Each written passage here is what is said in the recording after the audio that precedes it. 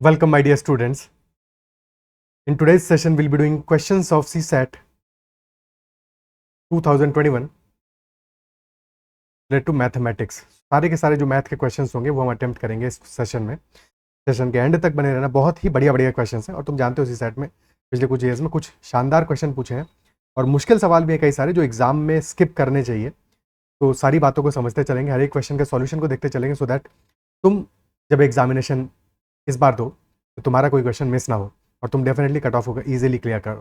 ठीक है, चलो शुरू करते हैं। And if you not already connected with Telegram पे मुझे मैसेज कर सकते हो @ADITYAKT। My name is Aditya Kumar Tiwari. और टेलीग्राम चैनल भी ज्वाइन कर सकते हो, उसका लिंक डिस्क्रिप्शन में मिल जाएगा। फर्स्ट क्वेश्चन लेते हैं आज का। Question number 1, if 3 to the power 2019 is divided by 10, अगर 3 की पावर 2019 को हम 10 से डिवाइड करते हैं, देन रिमाइंडर क्या होगा? What will be the reminder? तो 10 से डिवाइड कर रहे हैं, यानी कि हमारा इंपॉर्टेंट क्या है रिमाइंडर के लिए? जो यूनिट डिजिट आएगा वही रिमाइंडर हो जाएगा, जो इकाई का अंक होगा वही हमारा रिमाइंडर होगा। तो हमें सिर्फ और सिर्फ यहाँ पे फोकस क्या करना है? यूनिट डिजिट निकालनी है, क्या होगी? यही तो मतलब हुआ है कि नहीं? यूनिट डिजिट निकाल लेंगे तो हमारा काम हो जाएगा, क्वेश्चन को सॉल्व कर पाएंगे। क्या बात समझ में आती है? ठीक है, तो यूनिट डिजिट क्या हो सकता है? 3 की पावर्स में अगर हम ऑब्जर्व करें, 3 की power 1 is 3, 3 to the power 2 is 9, 3 to the power 3 is 27 और 3 टू द पावर 4 इज 81। और फिर 3 टू द पावर 5 पे जाओगे, जैसे ही 1 आ गया, 1 के बाद में फिर से रिपीट होना चालू हो जाएगा, यानी कि दिस विल बी 243। तो यूनिट हमारा होगा 3 9 7 1 और फिर से 3 से रिपीट होना चालू हो जाएगा। यानी अगर हमारी 3 की पावर 4 के मल्टीपल से 1 ज़्यादा है तब यूनिट डिजिट में 3 आएगा, 4 के मल्टीपल से 2 ज़्यादा है तब यूनिट डिजिट में 9 आएगा, 4 के मल्टीपल से 3 ज़्यादा है तो फिर 7 आएगा, और अगर 4 का ही मल्टीपल है तब लास्ट में आ जाएगा 1। बस इतनी सी बात को याद रखना है। ठीक है, बस ये बात याद रखना है। और 3 के अलावा अगर 2 होता तो 2 में भी 4 की साइक्लिसिटी होगी, वहां भी तुम ऐसे ही पैटर्न देख सकते हो। ठीक है, वहां पे नंबर्स डिफरेंट होंगे, बस ये ध्यान रखना है। ठीक है, तो 3971 ये हमारा साइक्लिसिटी बन रहा है और हमें गिवन है 3 की पावर 2019। तो 2019 को 4 से डिवाइड करो, ये किस फॉर्म में आएगा? क्या रिमाइंडर बचेगा? जब 4 से डिवाइड करो रिमाइंडर कितना बचेगा? 2016 हमारा लीप ईयर है, 4 का मल्टीपल है, यानी उससे 3 ज़्यादा है, यानी कि रिमाइंडर हमारा बचेगा 3। तो ये 4 का मल्टीपल प्लस 3 के फॉर्म में है, यानी कि हमारा यूनिट डिजिट पे आएगा नंबर 7। नंबर 7 होगा यूनिट डिजिट पे। ठीक है, सो पूरा हमारा जो नंबर होगा वो जितना ही बड़ा नंबर क्यों ना हो, लास्ट में 7 आएगा। और जब तुम 10 से डिवाइड करोगे तो सिर्फ और सिर्फ ये 7 ही रिमाइंडर बचने वाला है। तो answer will be option C, 7। क्या ये बात क्लियर है? ठीक है, आंसर ऑप्शन सी 7 आ जाएगा। समझ में आती है बात? ये एक और तरीका इस क्वेश्चन को करने का क्या हो सकता था, क्योंकि हम 10 से डिवाइड कर रहे हैं और 3 का स्क्वायर होता है 9, 9 यानी कि 10 - 1। ओके, और अगर हम किसी भी नंबर में 1 हमने सब्ट्रैक्ट किया, n - 1, ठीक है, और इसकी पावर लेटर से 4 है, और अगर हम इसको n से डिवाइड कर रहे हैं तो रिमाइंडर यहाँ पे क्या आएगा? रिमाइंडर विल बी -1 है, -1 टू द पावर 4। ठीक है, -1 टू द पावर 4 यानी कि +1 रिमाइंडर आ जाएगा। अगर 4 की बजाय पावर कुछ और होती तो जनरलाइज करना है हमें इसको, तो जनरल फॉर्म में लिखेंगे। तो अगर पावर लेटर से हमारी है x लिख देते हैं। ठीक है, सो हमारा -1 to the power x remainder आ जाएगा। ठीक है, और x हमेशा इंटीजर होना चाहिए, इंटीजर होगा। यहाँ पे क्या आ रहा है हमारा? अगर 3 के स्क्वायर से कनेक्ट कर रहे हो इसको, तो फिर उस केस में 3 की पावर 2019 है, जिसको कि हम लिख सकते हैं 3 की पावर 2018 + 1, जो हो जाएगा 3 की पावर 2018 इंटू 3 की पावर 1। और 2018 क्या है? 3 टू द पावर 1000, 3 की power square to the power 1009। और 3 के पावर 2 में हम इसलिए ब्रेक कर रहे हैं सो दैट हम 9 से इसको कनेक्ट कर सकें, इंटू 3। और 3 टू द पावर 2 है, यानी कि 10 - 1 टू द पावर 1009। ओके, ठीक है, अब थोड़ी देर के लिए सिर्फ इस बात पे फोकस करो। 10 - 1 टू द पावर 1009 है, 10 - 1 टू द पावर 1009 को जब तुम डिवाइड करोगे 10 से तो रिमाइंडर क्या बचेगा? रिमाइंडर बचेगा -1 की पावर 1009। और क्योंकि नेगेटिव नंबर है तो जब पावर हमारी ऑड होगी तो रिजल्ट होगा -1, जब पावर इवन होगी तो रिजल्ट होगा +1। और क्योंकि यहाँ पे पावर हमारी ऑड है तो रिजल्ट आएगा -1। अब रिमाइंडर हमारा -1 आ रहा है। ठीक है, -1 आ रहा है, बट -1 आने का मतलब क्या हो? क्योंकि रिमाइंडर कभी निगेटिव तो आएगा नहीं। तो जब भी अगर निगेटिव आ रहा है रिमाइंडर, 10 से डिवाइड कर रहे हैं तो 10 ऐड कर दो, 10 ऐड कर दो, -1 + 10 यानी कि रिमाइंडर हमारा 9 आ जाएगा। 9 रिमाइंडर आ रहा है और 3 से मल्टीप्लाई करना है, वो भी मत भूलना, ठीक है। आंसर मत मार्क कर देना। तो 3 × 9 रिमाइंडर हमारा आ जाएगा 27, 27, ठीक है। और 27 आ रहा है, बट 27 तो नहीं आएगा, रिमाइंडर हमेशा जिस नंबर से डिवाइड करें उससे छोटा आएगा। तो फिर इसको एक बार 10 से डिवाइड कर दोगे, रिमाइंडर हमारा आ जाएगा -20 कर दोगे, 7 रिमाइंडर आएगा। ऑप्शन सी आंसर आएगा। या फिर यहां से -1 रिमाइंडर को लेते और पहले -1 को 3 से मल्टीप्लाई कर देते, तो रिमाइंडर आ रहा है -3 और फिर 10 ऐड कर दोगे तो 7 आ जाएगा। किसी भी ऑर्डर में जाओ कोई फर्क नहीं पड़ता है, बट ऐसे भी अपना क्वेश्चन सॉल्व कर सकते हो। दोनों मेथड समझ में आने चाहिए, यूनिट वाला भी और ये वाला भी। क्लियर है? ठीक है, अगले क्वेश्चन पे चलते हैं।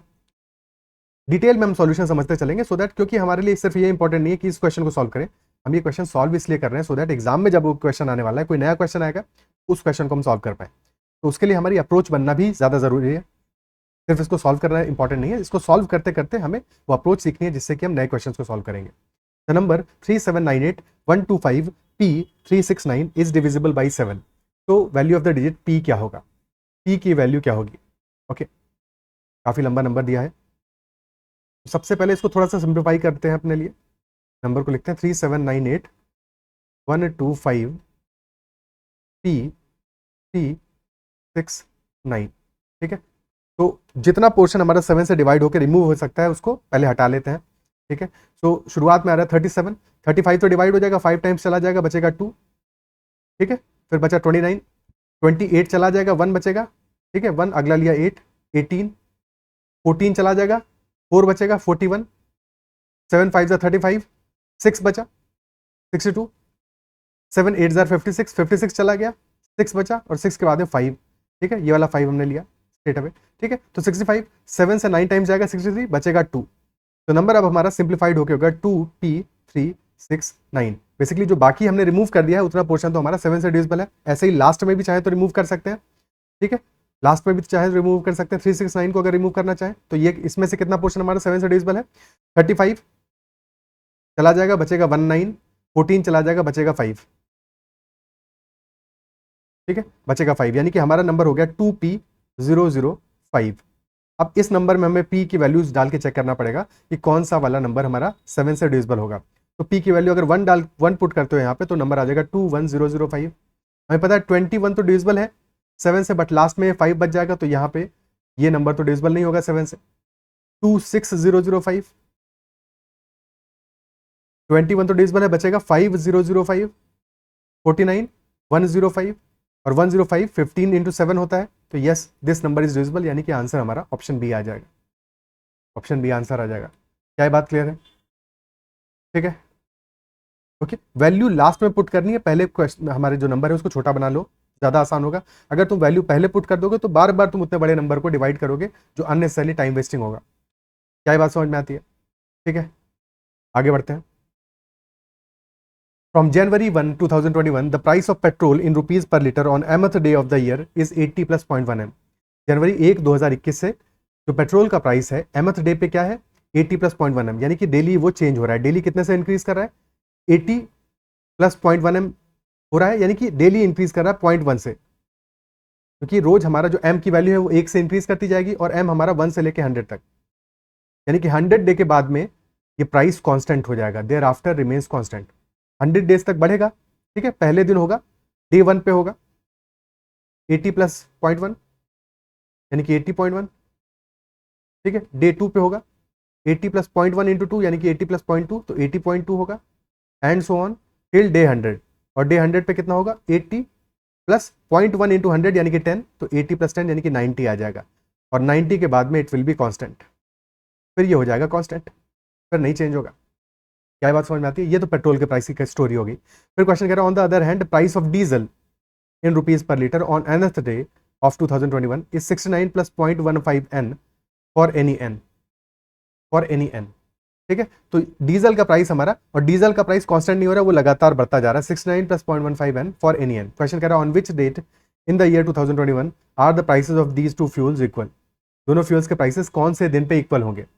अब m हमें पता है कि 90 के बाद में कांस्टेंट हो जाने वाला है, बट n लगातार बढ़ते रहने वाला है, यानी कि n वाला डीजल का जो प्राइस है वो लगातार इंक्रीज करने वाला है। क्या ये बात क्लियर है? और क्योंकि सेम डे पे हम प्राइस चेक करेंगे, सेम डे पे प्राइस चेक करेंगे, तो उस सेम डे पे अगर हमारा वैल्यू लेट अस से 100 से डे 100 से पहले की हम बात करें, बिफोर डे 100, तो उस केस में पता है m और n तो इक्वल होंगे। क्या ये बात समझ में आती है कि नहीं? क्योंकि सेम ही डे पे तो हम चेक कर रहे हैं। बट अगर 100 डे के बाद में बात करेंगे तो m वाला की तो जरूरत नहीं पड़ेगी, क्योंकि 90 पे हमारा प्राइस कांस्टेंट हो गया पेट्रोल का, सिर्फ और सिर्फ n की जरूरत पड़ेगी। और यहाँ पे चेकआउट करो ऑप्शंस क्या है, सारे के सारे ऑप्शंस मई में है, और मई में डेफिनेटली भाई जनवरी में 31 डेज है, 2021 है तो फरवरी में 28 डेज होंगे, लीप ईयर थोड़ी है, मार्च में 31 डेज है और अप्रैल में 30 डेज है। तो क्लियरली ये नंबर हमारा ग्रेटर देन 100 आ रहा है, यानी कि पेट्रोल का प्राइस तो हो चुका है कांस्टेंट। तो price of petrol definitely 90 rupees है। डीजल का प्राइस तुम्हारा इंक्रीज कर रहा है, यानी कि 90 के बराबर होना चाहिए, 69 प्लस 0.15 एन, ये डीजल का प्राइस आ जाएगा। दोनों को इक्वेट कर दोगे, एन की वैल्यू यहां से आ जाएगी, ठीक है। तो दिस विल बी 0.15 एन, ये बराबर है 90 माइनस 69 यानी कि 21 के, और डेसिमल हटाओगे तो 2 जीरो ऐड हो जाएंगे, तो एन हमारा आ जाएगा 2100 डिवाइडेड बाई 15, 15 से जाएगा 1 टाइम्स 140, यानी कि नंबर ऑफ डेज आ रहा है कितना 140 डे पे, डे नंबर 140 पे दोनों फ्यूल्स के प्राइसेस इक्वल होंगे। और डे नंबर 140 कब आएगा, जनवरी से लेकर अप्रैल तक कितने डेज हो जा रहे हैं, 31 प्लस 28 59 60 30 90 120 डेज तो अप्रैल तक हो गए, 140 डेज करने हैं तो प्लस करोगे 20, यानी कि 20th मई को ये प्राइस हमारा 20th मई को दोनों फ्यूल्स का प्राइस इक्वल होगा। क्या ये बात समझ में आती है?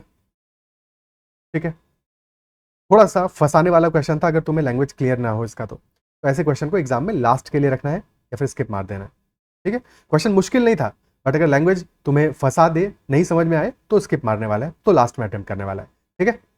आगे बढ़ते हैं। A biology class at high school predicted that a local population of animals will double in size every 12 years, यानी कि हर एक 12 साल में एक एनिमल है जिसका लोकल पॉपुलेशन डबल हो जा रहा है, हर 12 ईयर्स में डबल हो जा रहा है। The population at the beginning of the year 2021 was estimated to be 50 animals. 2021 के बिगिनिंग में, 2021 के बिगिनिंग में पॉपुलेशन है 50 animals. If P represent the population after n years, then which one of the following equation represents the model of the class for the population. सबसे important बात क्या है, जब भी हम पॉपुलेशन के रिलेटेड में बात करेंगे कि पॉपुलेशन इतने साल बाद डबल हो रहा है, इतने साल बाद ट्रिपल हो रहा है, तो हमेशा जो पॉपुलेशन है वो कंपाउंड होता है, यानी कंपाउंड इंटरेस्ट की तरह बिहेव करता है, कंपाउंडिंग होता है पॉपुलेशन का, ठीक है। विच इंप्लाइज कि अगर पॉपुलेशन लेटेस्ट से 50 दिया हुआ है, 12 ईयर्स के बाद में क्या होगा, 100 हो जाएगा, फिर उसके 12 ईयर्स के बाद में क्या होगा, अगेन 100 का डबल हो जाएगा, यानी कि 200 हो जाएगा, और फिर उसके 12 ईयर्स के बाद में 200 का डबल होगा, यानी कि 400 हो जाएगा। तो पॉपुलेशन का बेस हमेशा चेंज होता रहता है, क्योंकि जो नई पॉपुलेशन आएगी, नए जो एनिमल्स आएंगे, न्यू बॉर्न्स होंगे, वो भी थोड़े टाइम बाद वो भी रिप्रोड्यूस करना स्टार्ट हो जाएंगे, इजंट इट सो? तो पॉपुलेशन हमेशा कंपाउंडिंग में इंक्रीज करेगा, जैसे कंपाउंड इंटरेस्ट में होता है कि इंटरेस्ट पे भी इंटरेस्ट मिलता है, सिमिलरली यहाँ पे जो न्यू बॉर्न्स होंगे वो भी थोड़े टाइम बाद रिप्रोड्यूस करेंगे, तो अल्टीमेटली पॉपुलेशन हमेशा कंपाउंडिंग में इंक्रीज करेगा, कभी भी सिंपल इंटरेस्ट की तरह इंक्रीज नहीं करेगा, ठीक है। तो ये बात हमेशा पॉपुलेशन में याद रखना है। तो हमारा जो फॉर्मूला होगा वो कंपाउंडिंग वाला फॉर्मूला होगा, और हम 12 ईयर्स में डबल कर रहे हैं, तो बस ये चेक करो, इनिशियली हमारी पॉपुलेशन 50 है, तो जब हम n, क्योंकि सारी वैल्यूज में n लिए बने हुआ है, आफ्टर n ईयर्स की बात करें तो n ईयर्स के बाद में पॉपुलेशन हमारा n इज इक्वल टू 12 पे पॉपुलेशन 100 हो जाना चाहिए। तो कौन से ऑप्शन में हो रहा है, पहली बात ये चेक करो, ठीक है। So n is equal to 12 put करोगे पहली इक्वेशन में, क्या आ जाएगा, दिस विल बी 600 प्लस 12, यानी कि पॉपुलेशन 612 हो जा रहा है, डेफिनेटली गलत है, गलत है। सेकंड वाले पुट करोगे n इज इक्वल टू 12, तो यार 50 प्लस 144, यानी कि पॉपुलेशन आ जा रहा है 194, डेफिनेटली गलत है। और ये कंपाउंडिंग वाले तरीके भी नहीं है, यहाँ पे कंपाउंडिंग थोड़ी हो रहा है, यहाँ पे तो तुम हर बार एक फिक्स्ड चीज ऐड कर दे रहे हो पॉपुलेशन में, और कोई सेंस भी नहीं बनता उसका। फॉर एग्जांपल यहाँ पे n is equal to 0 put करो, n इज इक्वल टू 0 का मतलब क्या हुआ कि 2021 में ही पॉपुलेशन देखो तो 12 दिखा रहा है, तो ये तो वैसे ही गलत है, ऑप्शन ए वैसे ही गलत है। ऑप्शन बी में 2021 में कम से कम 50 तो दिखा रहा है, इतना तो सही है, लेकिन उसके बाद की चीजें गलत है, क्योंकि 12n का मतलब ये हुआ हर साल पॉपुलेशन 12 नंबर से इंक्रीज कर रही है, ठीक है, 12 ईयर्स में डबल नहीं हो रहा है। तो ये ए और बी दोनों ही गलत हो गए। क्या ये बात समझ में आती है? सी पे जाते हैं, सी में आए 50 into 2 to the power 12n, जैसे ही तुम n इज इक्वल 12 रखोगे यहाँ पे, तो ये पॉपुलेशन हमारी आ जाएगी 50 इंटू 2 टू द पावर 144। अब ये कितना बड़ा नंबर है, 100 थोड़ी हो रहा है, न जाने कितने टाइम्स हो रहा है, ठीक है, बहुत ही बड़ा नंबर हो जा रहा है, तो डेफिनेटली ये भी सही नहीं है। डी में रखोगे n इज इक्वल 12, तो वैल्यू आ जाएगा, पॉपुलेशन आ जाएगी 50 इंटू 2 टू द पावर 12/12, यानी 2 टू द पावर 1, यानी कि 100 आ जा रहा है पॉपुलेशन। तो ऑप्शन डी हमारा आंसर है। क्या बात समझ में आती है? ठीक है, ये ऑप्शन डी हमारा आंसर है। डायरेक्टली भी बना सकते थे कि हमें पता है पॉपुलेशन अभी 50 है, और डबल होने वाली है कितने साल बाद? 12 ईयर्स के बाद में डबल होने वाली है, ठीक है। तो डबल हो जाएगी कब? 12 ईयर्स के बाद में। यानी कि हम जब n की वैल्यू 12 रखें तो ये 2 की पावर 1 हो जानी चाहिए।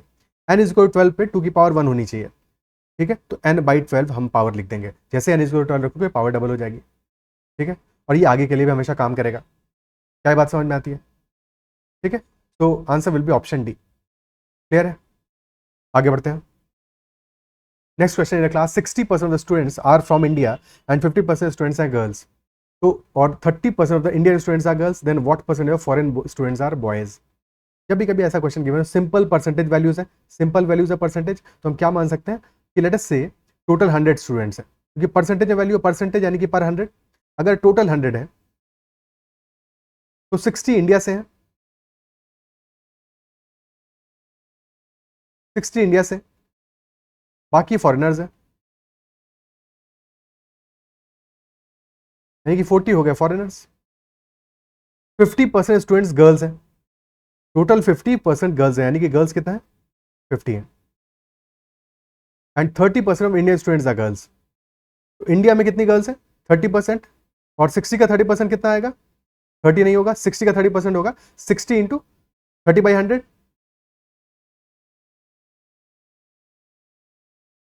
तो दिस विल बी 18, यानी कि गर्ल्स है 18, तो बॉयज आ जाएंगे कितने इंडिया में?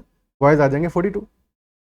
सिमिलरली फॉरेनर्स में गर्ल्स कितनी होंगी? टोटल है गर्ल्स 50, टोटल गर्ल्स 50 है, जबकि इंडियन है 18, यानी कि 32 गर्ल्स होंगी जो कि फॉरेनर्स होंगी। और बॉयज बचे हुए आ जाएगा नंबर, यानी कि बॉयज आ जाएंगे कितने? 8। 8 boys, 8 foreigners are boys. Question कह रहा है what percent of foreign students are boys. Percentage में पूछ रहा है, तो 8 बॉयज फॉरेनर्स हैं, ठीक है। सो 8/40 ये परसेंटेज होगा कि 40 में से 8 हमारे फॉरेनर्स हैं, ठीक है। What percent of foreign students are boys, ठीक है। तो टोटल फॉरेन स्टूडेंट्स है 40, जिसमें से कि 8 हैं बॉयज। तो 8/40 इंटू 100, तो दैट विल बी 20%। 20% आंसर आ जाएगा, ठीक है। अगर क्वेश्चन इसकी वजह थोड़ा सा घुमाता और क्वेश्चन पूछता है what percent of boys are foreign students, foreign students, तो हमें पता है टोटल बॉयज कितने हैं? 42+8 यानी कि 50 बॉयज है, और फॉरेन स्टूडेंट्स हैं 8, तो 8/50 यानी कि 16% आंसर होता है हमारा, ठीक है। उस केस में हमारा आंसर 16% होता है। क्या बात समझ में आती है? ठीक है। नेक्स्ट क्वेश्चन देखते हैं। A boy plays with a ball and he drops it from a height of 1.5 meters. Every time the ball hits the ground, it bounces back to attain a height 4/5 of the previous height. यानी कि पहली बार जब ball को drop किया 1.5 metre से drop किया, but जब ball drop होने के बाद बाउंस करेगी तो बाउंस करने के बाद में वो 4/5 हाइट तक ही जाएगी, यानी कि पूरा 1.5 तक नहीं जाएगी, उसका 4/5 टाइम्स जाएगी, यानी कि कम हाइट तक जाएगी, ठीक है। और उसके बाद फिर दोबारा बाउंस करोगे तो उससे भी कम हाइट तक जाएगी, फिर दोबारा, फिर उससे कम एंड सो ऑन, ठीक है। तो ये कहानी चलेगी, कब तक चलेगी? तब तक चलेगी the ball does not bounce further if the previous height is less than 50 centimetre. जैसे ही हमारा हाइट 50 सेंटीमीटर से कम हो जाएगा उसके बाद में बॉल बाउंस नहीं करेगी। क्वेश्चन कह रहा है what is the number of times the ball hits the ground before the ball stops bouncing. तो पहली बार तुमने गिराया 1.5 मीटर है, यानी कि 150 सेंटीमीटर है, 150 सेंटीमीटर से बॉल ड्रॉप की, और ड्रॉप करके हिट करने के बाद में जब बाउंस करेगा तो बाउंस करके कितना जाएगा? 150 इंटू 4/5, यानी कि 120 सेंटीमीटर तक जाएगा, फिर ड्रॉप करेगा, सेकंड बाउंस, ठीक है। This is bounce number 1। Bounce number 2 के बाद क्या होगा? अब 120 का 4/5 जाएगा, 120 इंटू 4/5, यानी कि 24 इंटू 4, 96 सेंटीमीटर तक जाएगा, एंड सो ऑन, ठीक है। अब जब थर्ड टाइम बाउंस कराओगे तो क्या होगा? 96 का 4/5 टाइम्स जाएगा। अब कैलकुलेशन देखिए थोड़ी सी टिपिकल होती जा रही है। 96 का 4/5 कितना होगा? 96 into 4, 90 into 4 is 360, 6 into 4 is 34, 24, तो 384/5। तो ये वैल्यू आ गया हमारा 76.8 मीटर्स। ये तो बाउंस नंबर 3 के बाद में है, ठीक है। बाउंस 4 के बाद में क्या स्टोरी बनेगा?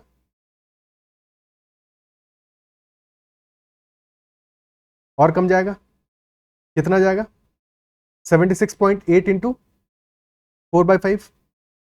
देख रहे हो कैलकुलेशन हमारा मुश्किल होता जा रहा है, ठीक है। फिर बाउंस 5 के बाद में इसका भी 4/5 एंड सो ऑन। तो कब तक कैलकुलेशन करेंगे? जब तक कि 50 सेंटीमीटर से कम ना हो जाए, जब तक कि 50 सेंटीमीटर से कम ना हो जाए, ठीक है। तो क्या ये तरीका हमारा सही है? इस तरह से कैलकुलेशन हमारी लगातार बढ़ती जा रही है, टाइम भी ज़्यादा खराब होगा, बेटर अप्रोच क्या होगा, हमें 150 सेंटीमीटर से स्टार्ट किया है और जैसे ही हमारी बॉल 50 सेंटीमीटर या उससे कम वैल्यू बाउंस करेगी तो हमारा उसके बाद में बॉल बाउंस नहीं करने वाला, ये बात तो क्लियर है, ठीक है। जैसे ही 50 से कम हो जाएगा उसके बाद में बॉल बाउंस नहीं करेगी, क्या बात समझ में आती है, ठीक है। और हम स्टार्ट करें 150 से, तो मान लिया कि n बाउंसेस के बाद में बॉल रुक जाएगी। अगर n बाउंसेस के बाद में बॉल रुक रही है तो कितना हाइट होगा nth टाइम पे 150 into 4/5 to the power n, भाई 12 4/5 मल्टीप्लाई कर रहे हैं तो 150 into 4/5 to the power n, और ये वैल्यू क्या होना चाहिए, this value should be less than 50, ये लेस देन 50 होना चाहिए। जब ये लेस देन 50 होगा तो हमारा काम बन जाएगा, और ऐसा n का हमें मिनिमम वैल्यू चाहिए, क्योंकि जैसे ही लेस देन 50 हो जाएगा उसके बाद फिर बाउंस करने ही नहीं वाला है, ठीक है। तो n की वो मिनिमम वैल्यू हमें निकालनी है। बट इस बात को अभी और सिंपल कर सकते हैं, कैसे, दोनों साइड 150 से डिवाइड कर दो तो वैल्यू आ जाएगा 4/5 to the power n is less than 50/150, यानी कि 4/5 टू द पावर n हमारा लेस देन 1/3 आना चाहिए, लेस देन 1/3 आना चाहिए, ठीक है। और ऑप्शन हमारे 4 5 6 7 है, सबसे पहले 4 अप्लाई कर दो, n इज इक्वल टू 4 रख दो, n इज इक्वल टू 4 पे आ जाएगा 4/5 टू द पावर 4, यानी 4 to the power 4 upon 5 to the power 4, और 4 टू द पावर 4 कितना आएगा 4 का स्क्वायर 16 और 4 256, 5 का स्क्वायर 25, पावर 4 होगा उसका भी स्क्वायर 625, 256 अपॉन 625। अब ये 256 अपॉन 625, 625 का हाफ कितना होता है 312.5, यानी कि डेफिनेटली ये हाफ से तो छोटा है, 1/2 से तो छोटा है। बट 1/3 कितना होगा, 1/3 होगा 625 का, 600 का 1/3 हुआ 200, 25 का 1/3 हुआ ऑलमोस्ट 8 पॉइंट समथिंग, 8.33, तो 208 पॉइंट समथिंग से तो बड़ा है, तो डेफिनेटली 1/3 से तो अभी बड़ा नंबर है, अभी ये 1/3 से बड़ा है, यानी कि 4 तो आंसर नहीं होगा। 5 निकालना है, अगेन एक बार 4/5 से मल्टीप्लाई कर दो, ठीक है। तो n इज इक्वल टू 5 पे आ जाएगा 256/625 इंटू 4/5, 256 इंटू 4 आ जाएगा 1024, और 625 इंटू 5 आ जाएगा 3125, ठीक है। तो 3125 का 1/3 कितना आएगा 1040 के आसपास आएगा, यानी 1024 से बड़ा नंबर आ रहा है, बड़ा नंबर आ रहा है, so this is definitely less than 1/3, और जैसे ही 1/3 से छोटा हो गया तो काम बन गया हमारा, यानी कि ऑप्शन बी आंसर है, 5 टाइम्स बॉल बाउंस करेगा बिफोर स्टॉपिंग द बाउंसिंग, ठीक है। तो ऑप्शन बी आंसर आ जाएगा, क्या ये बात क्लियर है,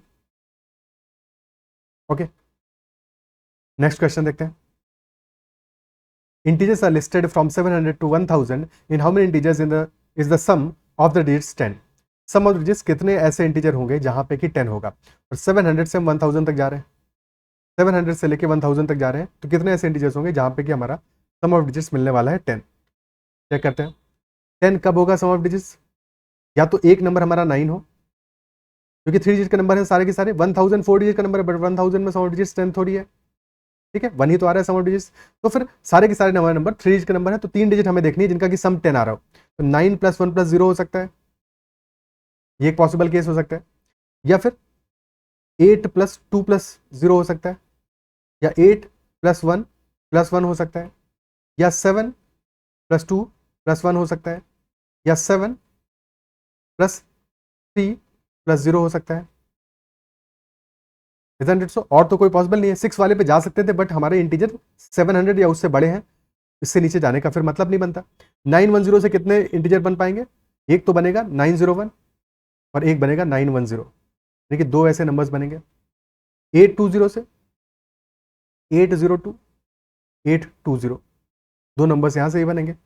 811 से तो सिर्फ एक ही बनने वाला है, 721 से 712 एंड 721 दो बनेंगे, 730 से 703 और 730 दो नंबर्स बनेंगे। टोटल नंबर्स हमारे हो गए 2 + 2 + 1 + 2 + 2, यानी कि 9 नंबर्स बनेंगे। 9 such numbers will be there, option D answer आएगा, ठीक है, क्लियर है, ओके। नेक्स्ट क्वेश्चन करते हैं। A woman runs 12 kilometres towards the north, then 6 kilometers towards the south, and then 8 kilometers towards the east. In which direction is she from her starting point? This is north, this is south, east and west. 12 kilometres towards north जाती है woman अपने starting point से, ठीक है, this is north, and then 6 kilometres towards south, यानी कि वापस लौट के आती है 6 किलोमीटर्स, ओके। तो बच कितना जाएगा, अगर 6 किलोमीटर वापस लौट आएगी तो बचेगा 6 रिमेनिंग बचेगा, and then she moves 8 kilometre towards her east, 8 kilometre जाएगी ईस्ट की तरफ। क्वेश्चन कह रहा है in which direction is she from her starting point, तो स्टार्टिंग पॉइंट से किस डायरेक्शन में है, this is the direction finally, ठीक है, ये डायरेक्शन है। और ये डायरेक्शन होता क्या है, नॉर्थ ईस्ट, देखिए नॉर्थ ईस्ट होगा, तो साउथ ईस्ट वाले ऑप्शंस को तो पहले ही हटा दो, तो ए या फिर सी तो आंसर नहीं होगा। अब नॉर्थ ऑफ ईस्ट में दो ऑप्शंस दिए हैं, an angle less than 45 north of east, an angle more than 45 north of east. North of east लिखा हुआ है यानी कि ईस्ट से नॉर्थ की तरफ जा रहे हैं, यानी कि इस एंगल के बारे में क्वेश्चन बात कर रहा है। Very important, north of east है तो इस एंगल की बात कर रहा है। अगर बात करता ईस्ट ऑफ नॉर्थ की, ईस्ट ऑफ नॉर्थ की, तो फिर नॉर्थ से हम एंगल कैलकुलेट करते, यानी कि फिर इस एंगल की बात होती, ठीक है। बट क्योंकि नॉर्थ ऑफ ईस्ट है तो एंगल की बात कर रहा है, नीचे वाले एंगल की, तो हमें बेस से एंगल देखना पड़ेगा, ईस्ट से एंगल देखना पड़ेगा, दिस इज ईस्ट, और इस एंगल की बात कर रहा है कि ये एंगल हमारा कितना होगा, एल्टीट्यूड कितना है, हाइट कितना है, this is 6 and this base is 8, base 8 आ रहा है, ठीक है। और ट्राइंगल में ये एंगल हमारा 90 डिग्री है, तो बचे हुए दो एंगल्स का सम जो है ये कितना है, 90 डिग्री होगा, बराबर होगा, सम 90 डिग्री होगा, क्लियर है। और जिस एंगल के सामने वाला साइड छोटा होगा वो एंगल छोटा होगा, तो अगर दोनों एंगल्स हमारे इक्वल होते तब तो 45 होते, बट थीटा के सामने वाला साइड 6 है जबकि दूसरे वाले एंगल के सामने वाला साइड 8 है, यानी कि डेफिनेटली थीटा छोटा होगा, तो theta will be less than 45 degree, less than 45 degree होगा।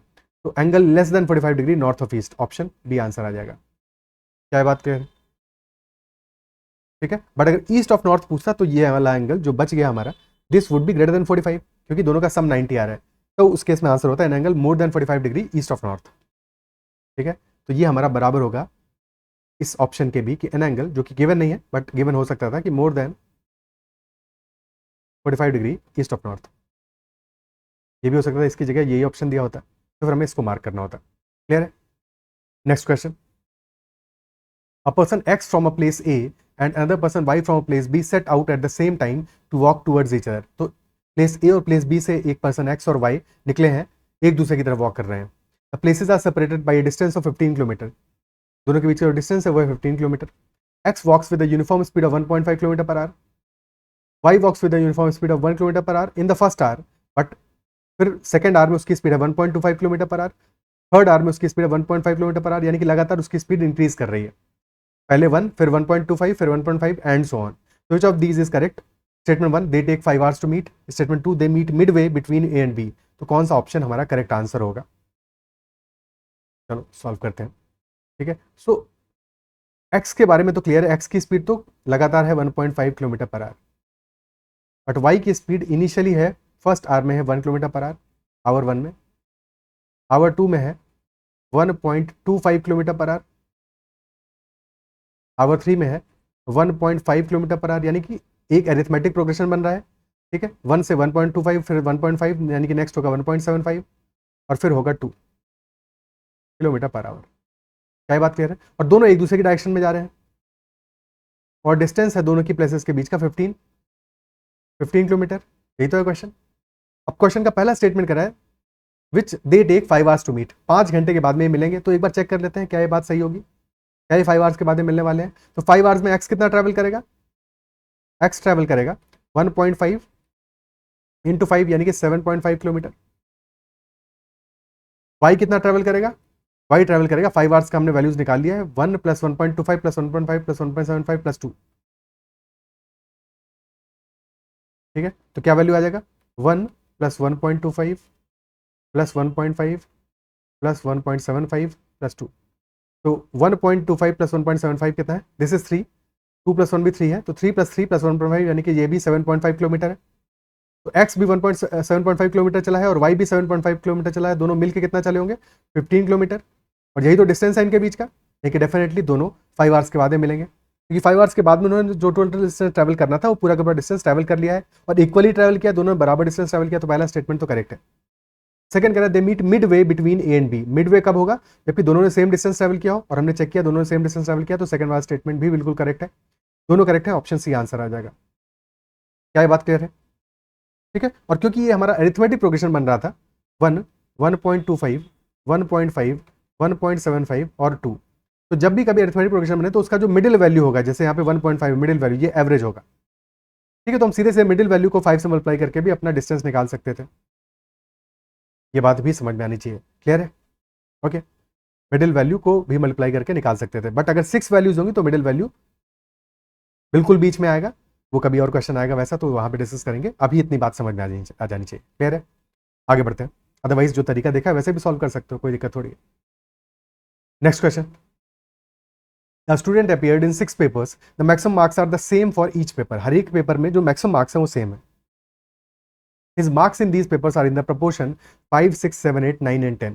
तो ये रेशियो हमें गिवन है, 5, 6, 7, 8, 9, 10 का उनका रेशियो है मार्क्स का 6 पेपर्स का।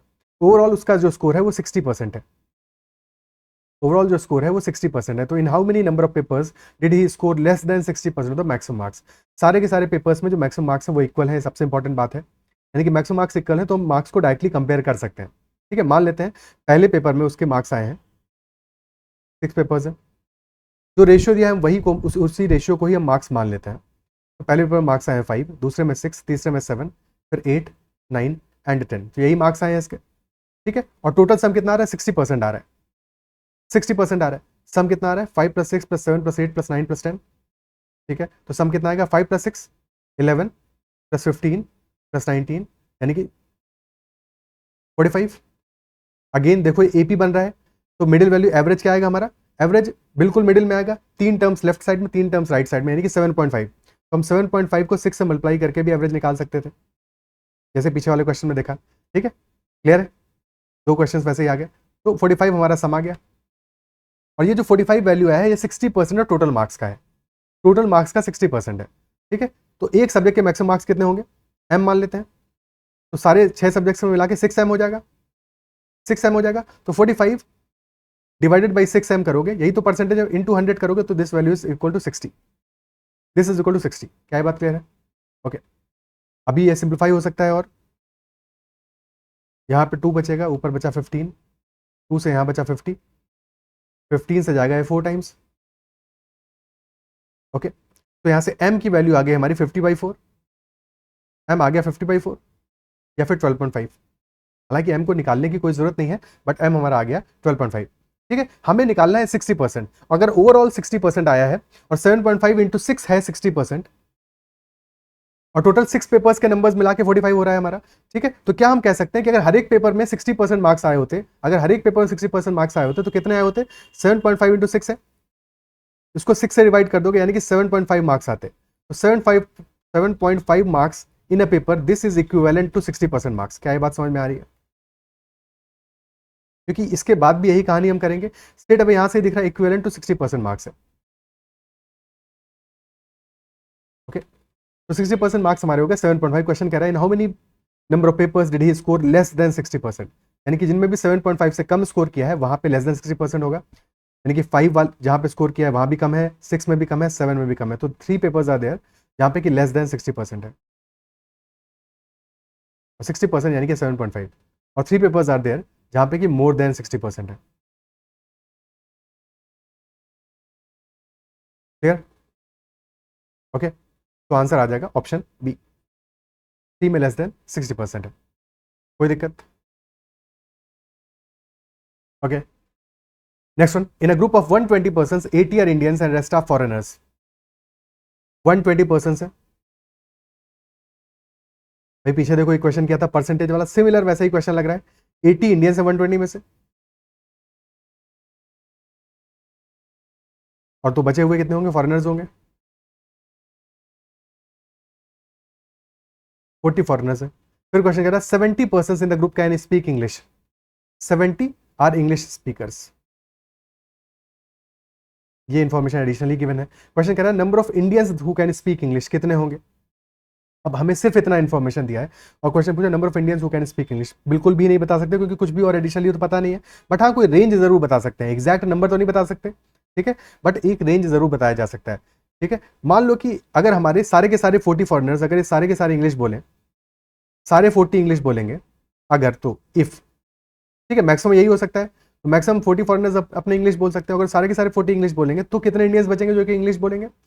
टोटल 70 इंग्लिश बोल रहे हैं, अगर 40 फॉरनर्स इंग्लिश बोल रहे हैं यानी कि 30 इंडियंस होंगे जो कि इंग्लिश बोलेंगे, 30 इंडियंस इंग्लिश बोलेंगे, यही मतलब तो हुआ। ठीक है, तो जब फॉरनर्स में हमने इंग्लिश स्पीकर्स को मैक्सिमाइज कर दिया है तो ये वैल्यू मिनिमम होगा। यानी कि कम से कम इतने जरूर इंडियंस होंगे जो कि इंग्लिश बोलेंगे।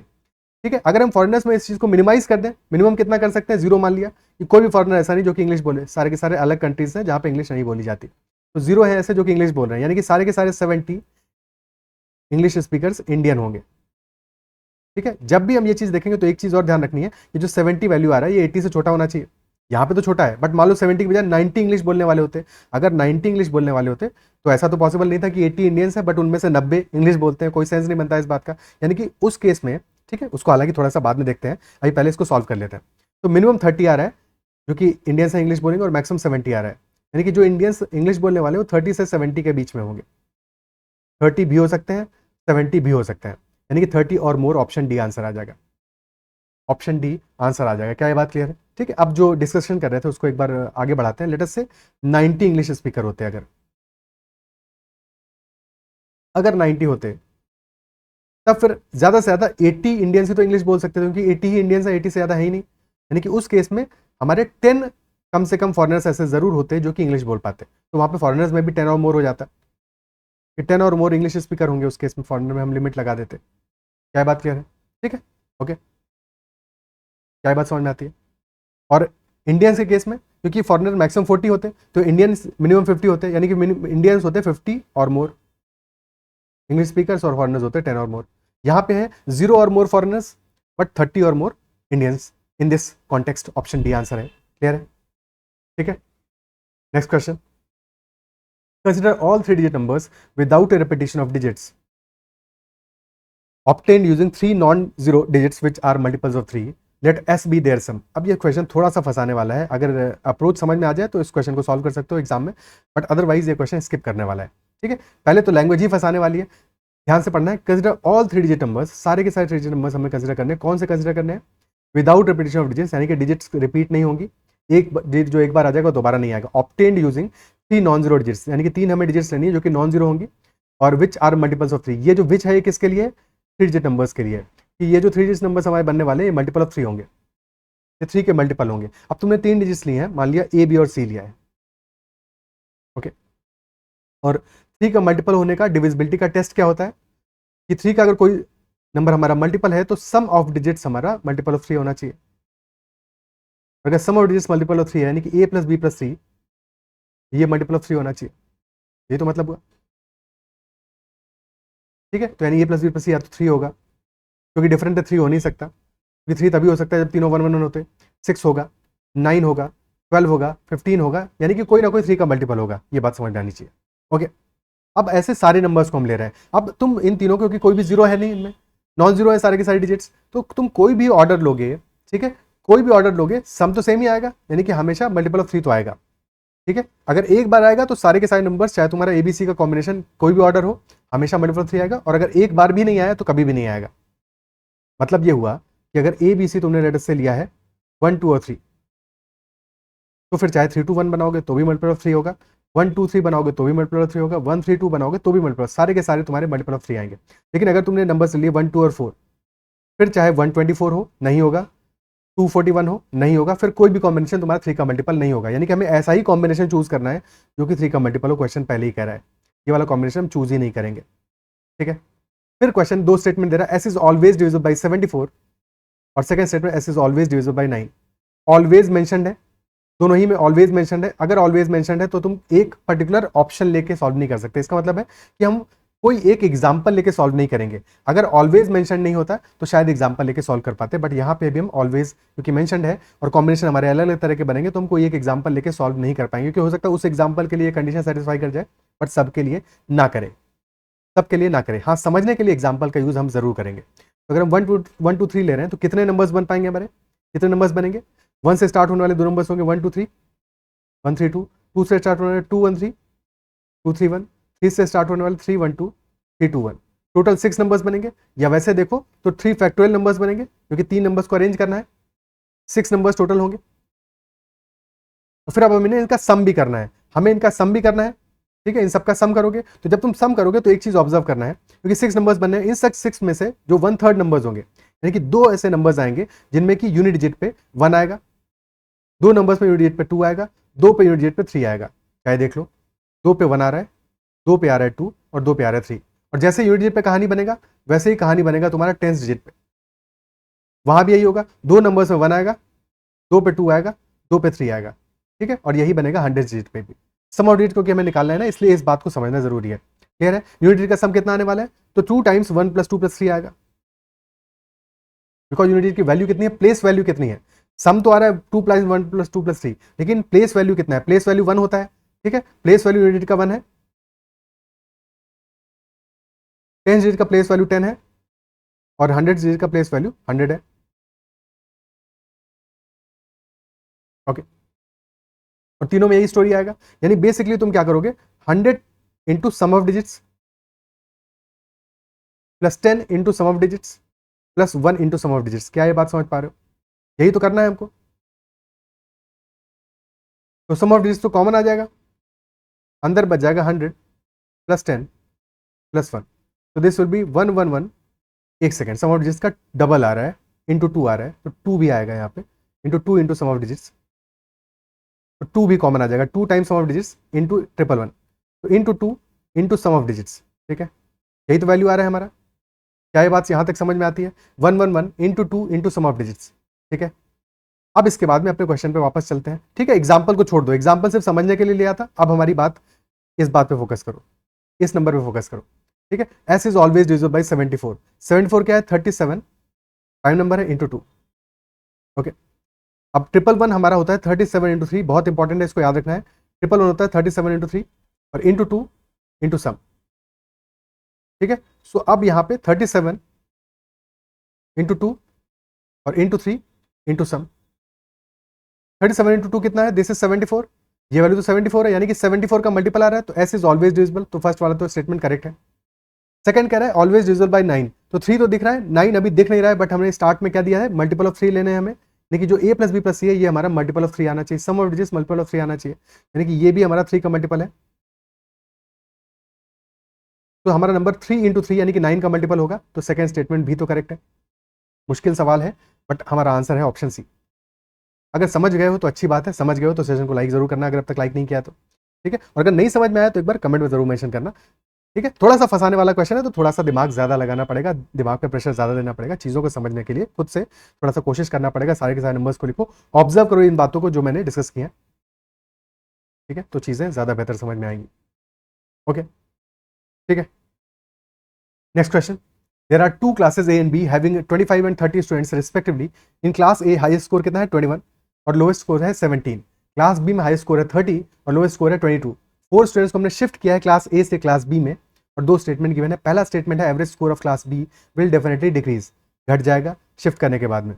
और सेकंड स्टेटमेंट है average score of class A will definitely decrease, यानी कि क्लास A का एवरेज स्कोर सब घट जाएगा, ठीक है, बढ़ जाएगा सॉरी, हमें शिफ्ट करने के बाद में। तो ये तो ऑब्जर्व करते हैं, पहले इन्फॉर्मेशन को लिखते हैं प्रॉपर्ली और फिर समझते हैं इस बात को। क्लास A और क्लास B में जो नंबर है, नंबर ऑफ स्टूडेंट्स है, वो है 25 और 30। हाईएस्ट स्कोर कितना है? क्लास A का हाईएस्ट है 21 और लोएस्ट है 17,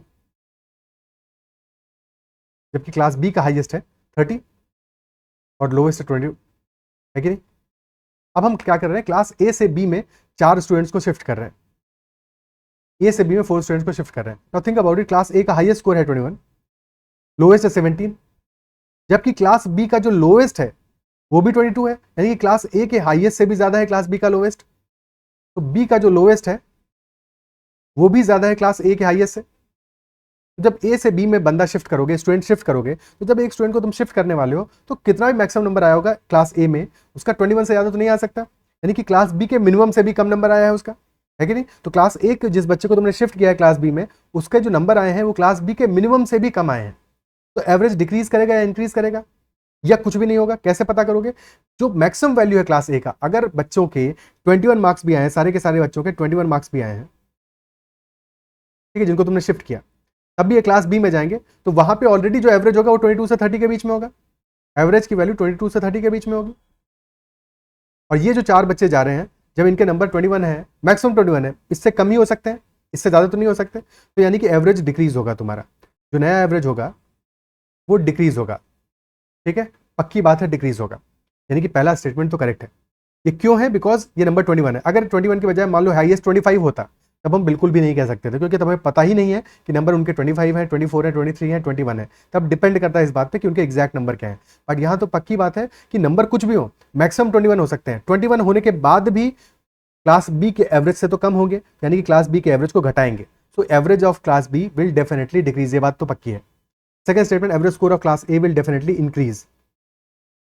अब क्लास ए से बच्चों को तुमने रिमूव किया, हमें नहीं पता ये जो बच्चे रिमूव किए हैं ये हाईएस्ट स्कोरिंग बच्चे थे या लोएस्ट स्कोरिंग बच्चे थे, क्योंकि इस बात पे ये चीज डिपेंड करेगी कि एवरेज डिक्रीज करेगा क्लास ए का या फिर इंक्रीज करेगा।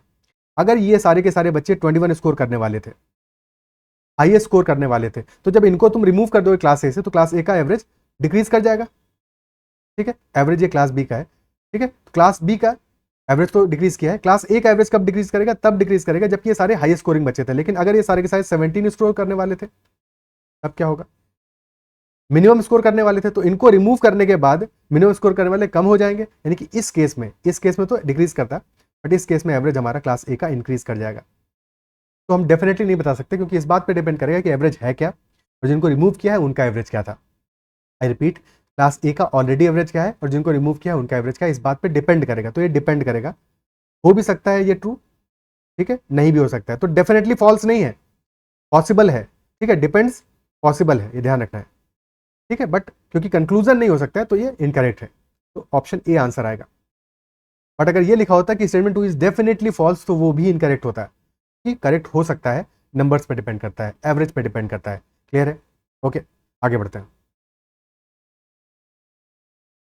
We have to consider the following table, और टेबल में हमें दिए हैं player A B C D, runs scored in first innings, balls faced in first innings, runs scored in second innings और balls faced in second innings.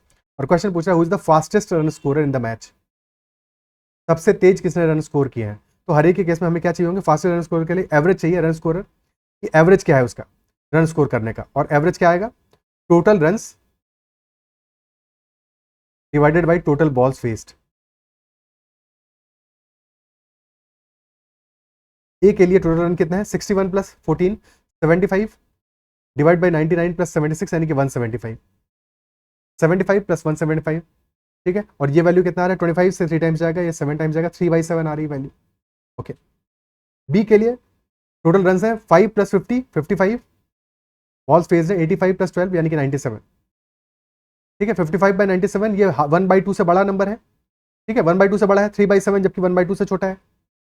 ठीक है, compare करेंगे 3/7 और 55/97 को।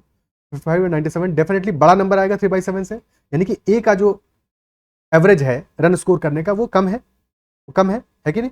यानी कि डेफिनेटली ये आंसर नहीं हो सकता है।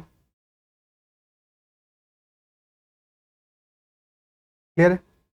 3/7 का मतलब ये हुआ कि 7 बॉल्स में 3 रन स्कोर किए हैं। 55/97 का मतलब हुआ 97 बॉल्स में 55 रन स्कोर किए हैं। जितने ज्यादा रन स्कोर किए होंगे उतना ज्यादा अच्छा है। सी के लिए क्या है कहानी? रन है 20 प्लस 15 35 और डिवाइडेड बाई 75 प्लस 50 125। ये तो बहुत ही छोटा रेशियो आ रहा है, ये 7/25 आ रहा है, तो डेफिनेटली सी भी आंसर नहीं हो सकता है। डी के लिए वैल्यू आ रहा है 13 प्लस 12 25 रन स्कोर किए हैं और बॉल्स हैं 105। अगेन काफी छोटा नंबर है, 1/4 से भी छोटा है, तो ये भी आंसर नहीं हो सकता। आंसर अपना ऑप्शन बी आ जाएगा। ऑप्शन बी हाईएस्ट है, फास्टेस्ट रन स्कोरर हमारा बी है। क्लियर है? ओके। अच्छा, कभी कभी क्वेश्चन में एग्जामिनर क्या कर सकता है, तुम्हें A B C D option दे दिए और बजाय स्ट्रेट अवे ऑप्शन देने के ऐसा कर सकता है कि option A B, option B C, option C A, option D D. तो फिर वहां पे फंसना नहीं है हमारा, उस केस में फिर ऑप्शन ए आंसर होता है, क्योंकि हमारा प्लेयर इंपॉर्टेंट है, ऑप्शन इंपॉर्टेंट नहीं है। तो प्लेयर और ऑप्शन में कंफ्यूज नहीं हो जाना, क्योंकि कई बार ये गलतियां एग्जाम के प्रेशर में हो जाती हैं। ठीक है, कि तुम ऑप्शन को देखोगे और ऑप्शन को देख के बी मार्क कर दिया because A B C D है। ठीक है, तो वो गलती नहीं करना है, ऐसा हो सकता है एग्जाम में, तो इस बात को दिमाग में हमेशा रखना। क्लियर? ठीक है, ये ट्रैप है जो एग्जामिनर बहुत बार सेट करता है ऐसे क्वेश्चन में जहां पे कि उसने option A B C D दिए होते हैं। ठीक है, तो ये ध्यान रखना है।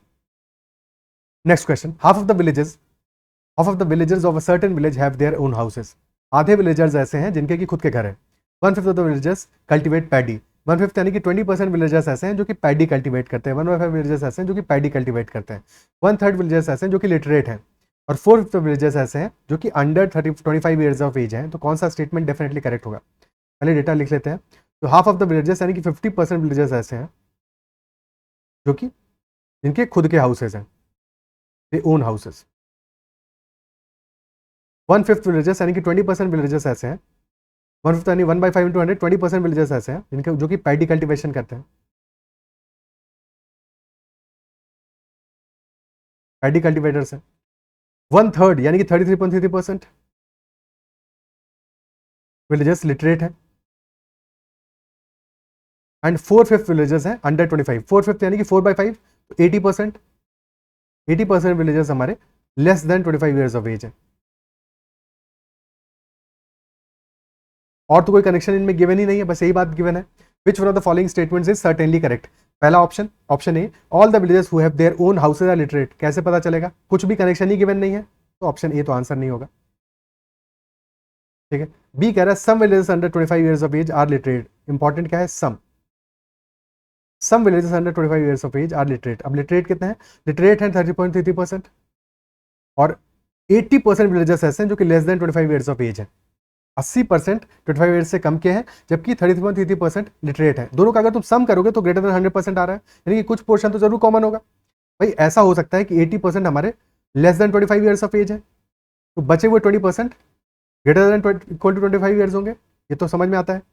ठीक है, लेकिन हमारे 1/3 लिटरेट है, 33.33% लिटरेट है, तो हो सकता है सारे के सारे 20% ये लिटरेट हो, जो 25 ईयर्स से ज्यादा के सारे के सारे लिटरेट हो, बट तब भी तो तुम्हारा 13.33% बच जाएगा जो कि लेस देन 25 ईयर्स है और लिटरेट भी है। तो कम से कम 13.33% तो नंबर ऐसा होगा जो कि लेस देन 25 ईयर्स होगा और लिटरेट भी होगा। कम से कम इतने तो जरूर होंगे, इससे ज्यादा ही हो सकता है। तो ऑप्शन बी तो करेक्ट है, ऑप्शन बी करेक्ट है। सी कह रहा है only half of the villagers who cultivate paddy are literate. Again कोई कनेक्शन नहीं गिवन है पैडी कल्टिवेटर और लिटरेट में, तो ये तो इनकरेक्ट है। कैसे हाफ पे कह दोगे? ठीक है, तो ऑप्शन ए भी करेक्ट है, सी भी इनकरेक्ट है। डी कह रहा है no villager under 25 years of age has his own house. Again no connection between own house and age, तो ये भी हम नहीं कह सकते, ये भी हम बिल्कुल भी नहीं कह सकते हैं। क्लियर है? Okay, next question. Jay and Vijay spent an equal amount of money to buy some pens and special pencils of the same quality from the same store. ठीक है, कुछ पेन्स खरीदे हैं जय और विजय ने, कुछ पेंसिल्स खरीदी हैं। गिवन है if Jay bought 3 pens and 5 pencils and Vijay bought 2 pens and 7 pencils which of the following is correct. और दोनों ने अमाउंट इक्वल स्पेंड किया है। अब मान लिया कि पेन का प्राइस है x और पेंसिल का प्राइस है y, तो जय ने कितना अमाउंट खर्च किया होगा? 3 पेन खरीदे हैं, यानी कि जय का अमाउंट होगा 3x प्लस 5y, तो जय का अमाउंट है। और विजय ने 2 पेन्स खरीदे हैं और 7 पेंसिल्स, यानी कि 2x प्लस 7y, क्योंकि ये दोनों अमाउंट इक्वल है, दोनों को इक्वल कर दो। 3x plus 5y equal 2x plus 7y, यानी कि यहाँ से हमारा x will be equal to 2y, x equal to 2y आ जाएगा। यानी कि एक पेन का जो कॉस्ट है वो 2 पेंसिल के बराबर है। एक पेन का कॉस्ट 2 पेंसिल के बराबर है, यानी कि सस्ता क्या है? सस्ती पेंसिल है, सस्ती पेंसिल है, क्योंकि एक पेन का कॉस्ट 2 पेंसिल के बराबर है, इजंट इट सो? ठीक है, तो pencil cost more than a pen, ये तो इनकरेक्ट है। पेन का कॉस्ट ज्यादा है। Price of a pencil is equal to that of a pen, equal नहीं है। Price of pen is 2 times the price of a pencil, definitely correct. Pen का price जो है वो 2 टाइम्स प्राइस ऑफ पेंसिल है, बिल्कुल यही बात करेक्ट है। ऑप्शन सी हमारा आंसर है, और डी ऑब्वियसली इनकरेक्ट है। क्या बात क्लियर है? ठीक है, सिर्फ और सिर्फ पढ़ के भी, ये क्वेश्चन तो समझाने के लिखा है, सिर्फ और सिर्फ पढ़ के भी तुम इसको सॉल्व कर सकते हो। कैसे? कि जय ने खरीदे हैं 3 पेन और 5 पेंसिल, दोनों ने सेम अमाउंट स्पेंड किया है, सिर्फ और सिर्फ तभी हम ऐसे सॉल्व कर रहे हैं। ठीक है, और विजय ने खरीदे हैं 2 पेन और 7 पेंसिल। अब ये बात सोच के देखो कि जय ने कितने खरीदे हैं? जय ने 3 पेन खरीदे हैं, यानी कि 2 + 1 पेन खरीदे हैं, और 5 पेंसिल है। और विजय ने इंस्टेड 2 पेन्स खरीदे हैं और 5 + 2 पेंसिल्स खरीदे हैं। Now think about it, 2 pen तो दोनों ने लिए हैं, जय ने 1 पेन एक्स्ट्रा लिया है, और विजय ने 5 पेंसिल तो विजय ने भी लिए, बट 2 एक्स्ट्रा पेंसिल लिए, यानी कि जय की जो 1 पेन का कॉस्ट है उसकी जगह पे विजय ने 2 पेंसिल खरीदी है, क्योंकि बाकी तो पोर्शन सेम है, बाकी बात तो सेम है। तो जय ने 1 पेंसिल एक्स्ट्रा लिया है, विजय ने 2 पेंसिल एक्स्ट्रा लिया, और क्योंकि दोनों का टोटल अमाउंट सेम है, यानी कि 1 पेन का कॉस्ट 2 पेंसिल के बराबर है। तो इस में पढ़ के भी ये बात देख सकते हो, कंपेयर करके भी देख सकते हो कि 1 पेन का कॉस्ट 2 पेंसिल के बराबर आ जाएगा। ऑप्शन सी आंसर हो जाएगा। क्लियर है? ठीक है, next one. P scored 40 marks more than Q in an examination. If Q scored 10% less marks than P, then how much did Q score? तो Q ने कितना स्कोर किया होगा? P ने स्कोर किए कितने? 40 मार्क्स ज्यादा स्कोर किए Q से। P का मार्क्स Q से 40 ज्यादा है, और Q ने 10% लेस स्कोर किया है P से। तो अगर P ने 100% स्कोर किया है तो क्यू ने 10% कम किया है, यानी कि 90% किया होगा। क्यू का स्कोर 90% है, ठीक है, और 100% अगर हमारा क्या होगा, 90% प्लस 10% होगा ना, तो यहाँ से 10% की वैल्यू कितनी आ जा रही है, 40। 10% आ जा रहा है 40 मार्क्स। अगर 10% 40 मार्क्स तो 90% कितना होगा, 9 टाइम्स होगा, 9 इंटू 10% होगा, यानी कि दैट विल बी 9 इंटू 40। तो क्यू के मार्क्स आ जाएंगे 360। अगर पी के पूछता 10 टाइम्स होते 400 होते, बट पूछे हैं क्यू के तो आंसर आएगा 360। इजी क्वेश्चन, ओके, ठीक है। Next one, a person P asks one of his friends X as to how much money he had. P पूछता है एक्स से कि उसके पास कितना पैसा है। एक्स रिप्लाई करता है, Y gives me ₹40 then Y will have half of as much money as Z. अगर वाई मुझे 40 रुपए दे दे तो वाई के पास आधा पैसा रह जाएगा, जेड के पास जितना पैसा है उसका आधा। लेकिन अगर इंस्टेड जेड मुझे 40 रुपीज दे दे तो तीनों के पास, हम तीनों के पास बराबर अमाउंट हो जाएगा, ठीक है। तो अगर जेड 40 रुपीज दे देगा तो जेड के पास कितना बचेगा, जेड माइनस 40, 40 कम हो जाएगा, वाई के पास उतना ही रहेगा, लेकिन एक्स के पास हो जाएगा क्योंकि एक्स बात कर रहा है, तो एक्स के पास हो जाएगा एक्स प्लस 40, और तीनों के पास इक्वल अमाउंट हो जाएगा, यानी कि X plus 40 is equal to Y and Y is equal to Z minus 40। पहली क्वेश्चन तो ये बन गई। सेकंड कह रहा है वाई अगर मुझे 40 रुपीज दे दे तो जब वाई 40 दे देगा वाई के पास बचेगा वाई माइनस 40, एक्स के पास होगा एक्स प्लस 40, और वाई जैसे ही 40 दे देगा तो वाई के पास half of the age much as Z हो जाएगा, तो जेड के पास तो उतना ही है, वाई माइनस 40 जेड बाई 2। ये सेकंड क्वेश्चन बन रहा है, ठीक है, ये सेकंड क्वेश्चन बन रहा है। और वाई हमारा इक्वल टू जेड माइनस 40 है, तो वाई की जगह जेड माइनस 40 रख दो, तो Z minus 40 is equal to Z by 2, तो Z minus 80 is equal to Z by 2। तो यहाँ से Z minus Z by 2 is equal to 80 आ जाएगा, यानी कि जेड आ जाएगा इक्वल टू 160। जेड की वैल्यू आ गई 160।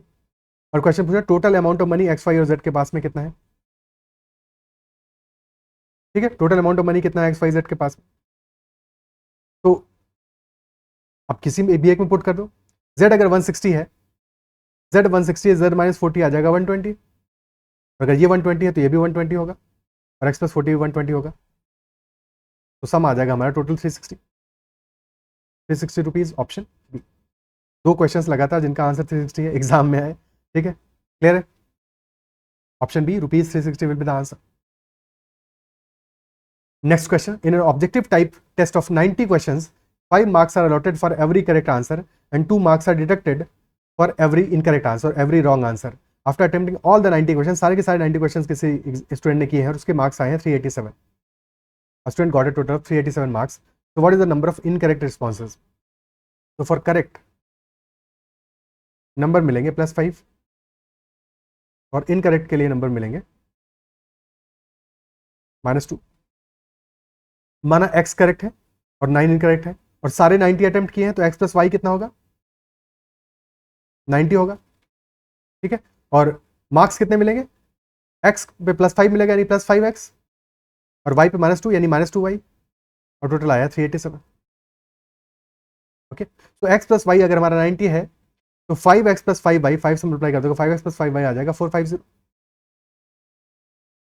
ठीक है। अब सब्ट्रैक्ट कर दो, 5x से 5x कैंसिल हो जाएगा, -2y माइनस 5y यानी -7y will be equal to 387 minus 450, तो 50 प्लस 13 माइनस का 63 आ जाएगा, तो y आ जाएगा 63/7 यानी कि 9, तो 9 will be incorrect, option A answer आ जाएगा। बट कभी भी ऐसा क्वेश्चन एग्जाम में आएगा तो हम बिल्कुल भी इक्वेशन बना के इसको सॉल्व नहीं करेंगे, हम हमेशा समझ के सॉल्व करेंगे। कैसे सॉल्व करेंगे वो समझते हैं। देखो, जब भी क्वेश्चन सही करेगा तो उसको 5 मार्क्स मिलेंगे, गलत करने पे 2 का नुकसान होगा। बट एक्चुअल में अगर उसने सही किया होता, अगर उसने गलत वाला भी सही किया होता तो कितने मार्क्स मिलते उसको, +5 मिलते। बट गलत करने की वजह से -2 मिला है, यानी कि नुकसान कितना हुआ है। अगर वो सही करता तो +5 मिलते, गलत करने में -2, यानी नुकसान एक्चुअली -7 का हुआ है, क्योंकि सही करने में +5 मिलता, नुकसान -7 का हुआ है। क्या ये बात समझ पा रहे हो, ठीक है। अगर उसने अटेम्प्ट किया और सही नहीं हुआ तो नुकसान -7 का हुआ, सही होता तो +5 मिलता, गलत होने पे -2 मिला है तो 7 का नुकसान हुआ है। अगर उसने सारे के सारे 90 क्वेश्चन सही किए होते तो मार्क्स मिलते 450।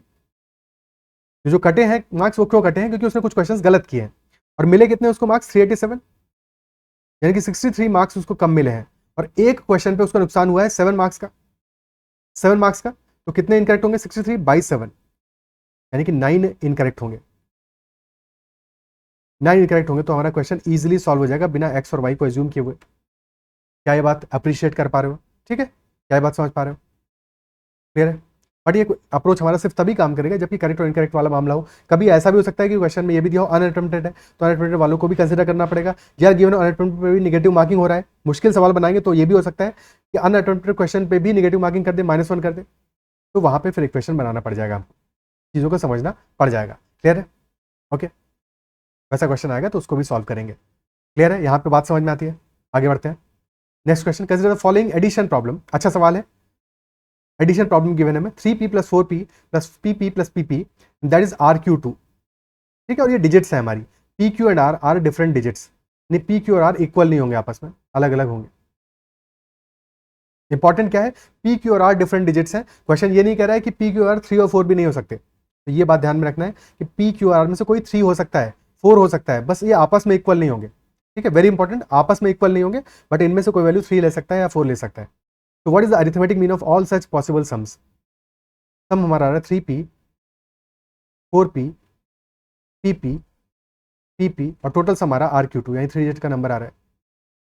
फोकस करो, 4 बार हम ऐड कर रहे हैं p को और यूनिट डिजिट पे हमें नंबर मिल रहा है 2, यूनिट डिजिट पे नंबर मिल रहा है 2। ठीक है, तो p की वैल्यू क्या क्या हो सकती है कि यूनिट डिजिट पे हमें 2 मिले?